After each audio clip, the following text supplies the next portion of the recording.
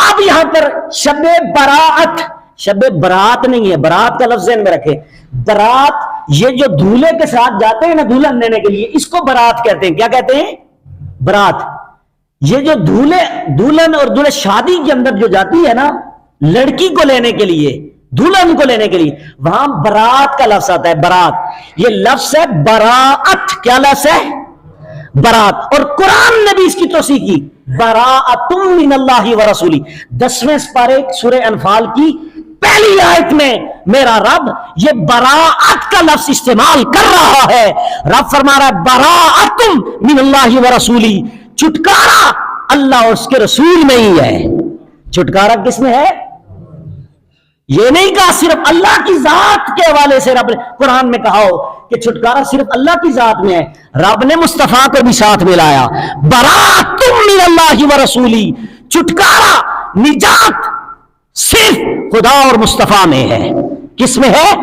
تو برات کا معنی ہے، اس کا مینز، اس کا معنی یہ ہے چھٹکارا، نجات۔ تو اب شب برات، شب رات کو کہتے ہیں، تو معنی کیا بنے گا؟ چھٹکارے والی رات۔ کس چیز سے چھٹکارا؟ جہنم سے چھٹکارے والی رات، عذاب سے چھٹکارے والی رات، اور مصیبتوں سے چھٹکارے والی رات۔ یہ وہ رات ہے جو آنے لگی ہے لوگوں، اس کو رب ذوالجلال نے برکت والی رات قرار دیا۔ کون سی؟ برکت والی۔ اور اس میں سنیے میرے مصطفیٰ کریم، اب اشکال ایک پیدا ہوا کہ اس میں آپ تو یہ کہہ رہے ہیں کہ قرآن شب برات میں نازل ہوا۔ کب ہوا؟ شب برات جو برکت والی، اور قرآن ہی کہتا ہے لیلۃ القدر، قرآن تو لیلۃ القدر رمضان میں نازل ہوا۔ تو دونوں آیتیں آپ نے قرآن میں پڑھی، اب ہم تطبیق کیسے کریں گے کہ کس طرح سمجھیں گے کہ بھائی قرآن کب نازل ہوا؟ تو یاد رکھیے قرآن 3 مرتبہ نازل ہوا ہے۔ کتنی مرتبہ؟ 3 مرتبہ۔ یہ ایک اشکال اور ایک اعتراض کا جواب سمجھ لیں کہ جو یہ کہتے ہیں کہ رمضان قرآن میں نازل ہوا، وہ اپنی توسیع کر لیں۔ الاتقان کے اندر امام سیوطی نے لکھا اسی آیت کے تحت کہ قرآن 3 مرتبہ نازل ہوا۔ کتنی مرتبہ؟ اور امام سیوطی وہ بندہ ہے کہ اس وقت تک حدیث بیان ہی نہیں کرتا جب تک میرا اور تیرا نبی امام سیوطی کو نہ فرما دے سیوطی میری یہ حدیث ہے یا کہ نہیں۔ حدیث ہوتی ہے تب امام سیوطی اس حدیث کو بیان کرتے ہیں۔ اور انور شاہ کشمیری فیض الباری دارالعلوم دیوبند کے بہت بڑے محدث ہیں انور شاہ کشمیری، فیض الباری دوسری جلد صفحہ نمبر 208 پر لکھتے ہیں لوگوں امام سیوطی وہ بندہ ہے 75 مرتبہ 75 مرتبہ جاگتے ہوئے میرے نبی کی زیارت کی ہے اس نے، ایسا بڑا محدث۔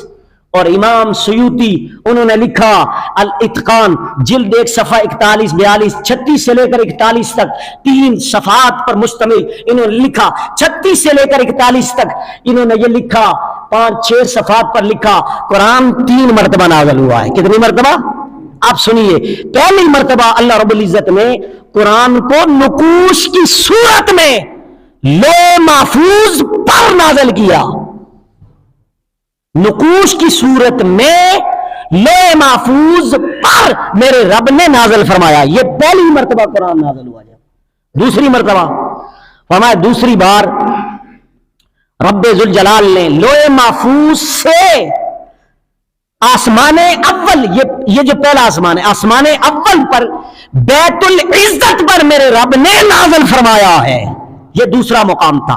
تیسرا مقام، تیسری بار میرے رب نے بیت العزت یعنی کہ آسمان اول سے بیت العزت پر دوسری مرتبہ جہاں نازل ہوا تھا، یعنی کہ تیسری مرتبہ بیت العزت سے 23 سال 4 ماہ 10 دن میں قرآن رمضان میں نازل ہوا۔ کب نازل ہوا؟ رمضان میں نازل ہوا۔ تو پتہ یہ چلا کہ رب ذوالجلال نے 3 بار قرآن کو نازل کیا ہے۔ کتنی بار؟ 3 بار۔ اب یہاں پر اللہ رب العزت نے اس بات کو واضح کیا، جب پہلی بار اللہ نے قرآن کو نقوش کی صورت میں لوح محفوظ پر نازل کیا تھا تو وہ رات شب برات کی رات تھی۔ کون سی رات تھی؟ شب برات۔ اب یہ اشکال آپ کے ذہن سے نکل گیا کہ میرے رب ذوالجلال نے حضور کے وسیلے سے قرآن جو اتارا تھا حضور کے قلب اطہر پر وہ رمضان میں نازل کیا تھا، لیکن اس سے قبل 2 مرتبہ جو قرآن نازل ہوا، ان 2 مرتبہ میں سے ایک مرتبہ جب نازل ہوا تو وہ شب برات پر نازل ہوا تھا۔ حضرات محترم، اب آئیے، یہ اتنی برکت والا مہینہ ہے کہ یہ شعبان کا مہینہ کہ میرے نبی نے کنز العمال کی 12ویں جلد صفحہ نمبر 140 پر روایت موجود ہے، میرے نبی نے فرمایا اللہم بارک لنا فی رجب و شعبان و بلغنا رمضان، اے اللہ ہمیں برکت عطا فرما، کب؟ یہ جو رجب کا مہینہ ہے اور رمضان کا مہینہ ہے، رجب اور شعبان،